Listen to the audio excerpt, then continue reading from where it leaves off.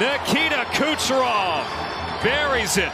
He and Hagel link up to make it 2-0 Tampa Bay. So Kucherov, all that early frustration we saw from him. Look at the pressure, the stick, he's got it. Makes the nice pass across. I mean, there's nothing Grubauer can do at that point. What a passing play. The 2-on-1.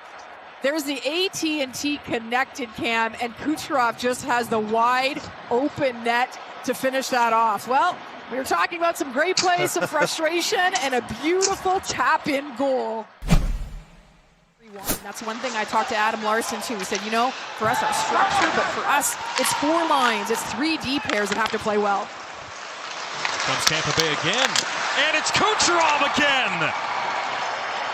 This time from Cirelli.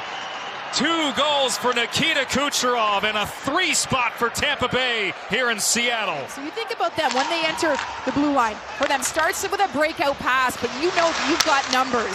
And this is another pretty passing play where Hagel starts it coming down the off wing. You see the D-to-D, and you're getting up the ice. You've got 3 guys that are going across the ice, and Cirelli that draws the pressure. Wow, another empty net. Seattle caught on a line change, right? They get the puck up the far side of the ice. McMahon with the answer. And the spark that Seattle needed comes in the way of Bobby McMahon to get the Kraken on the board.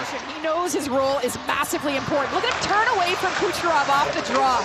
And this time it's McMahon coming in with the pressure. This is a great effort by Beniers. We talked at the top of the show about this shot that McMahon has. Heads up, and look at that. He goes top shelf.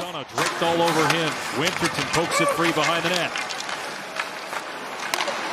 To the line, Larson.